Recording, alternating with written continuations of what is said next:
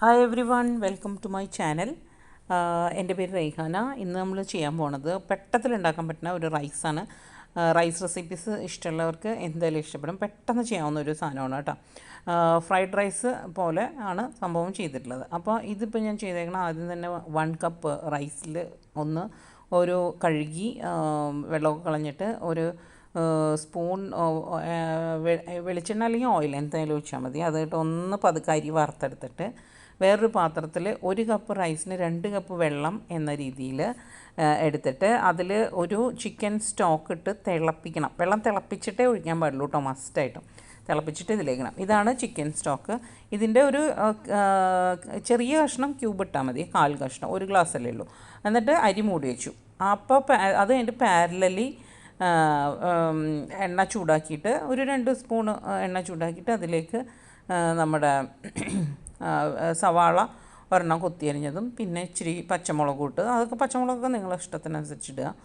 അപ്പോഴത്തേക്കും ഈ in between ഒന്ന് അരി നോക്കണേ, ഒന്ന് ഇളക്കി കൊടുക്കണം കേട്ടോ. ഏറ്റവും ചെറിയ തീയിലിട്ടിട്ട് മൂടി വെച്ച് കഴിക്കണം കേട്ടോ. ഇനി ഇച്ചിരി കൂടി വെള്ളം പോകാനുണ്ട്, ഇപ്പോൾ നിങ്ങൾക്ക് കാണാമല്ലോ. അപ്പോൾ ഇതിപ്പോൾ ഞാനൊന്നുകൂടി മൂടി വെച്ച് വയ്ക്കുകയാണ്.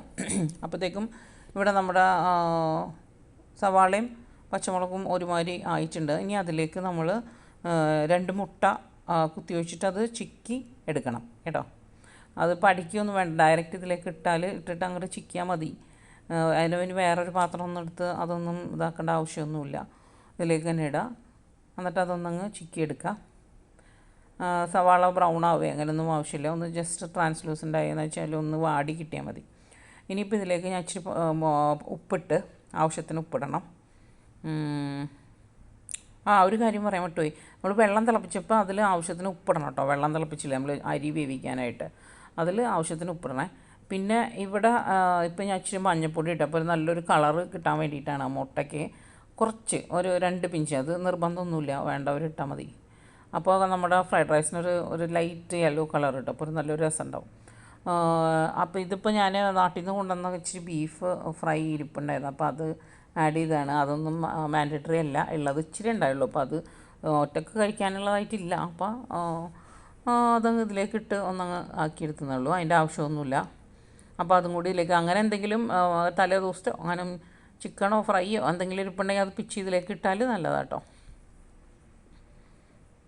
ഇതിപ്പോൾ ഞാൻ വീട്ടിൽ എന്താ സ്പ്രിങ് ഓണിയൻസ് വാങ്ങിച്ച് കഴിയുമ്പോൾ ഞാൻ തണ്ട് എപ്പോഴും ഇട്ട് മുളപ്പിക്കാറുണ്ട്. അത് മുളച്ച് വന്നതാണ്. അപ്പോൾ അത് ഫ്രഷായിട്ട് അതെടുത്ത് അതൊന്ന് കട്ട് ചെയ്തിടാം. നിങ്ങൾ വാങ്ങിച്ചിട്ടിട്ടാൽ മതി, കുഴപ്പമൊന്നുമില്ല.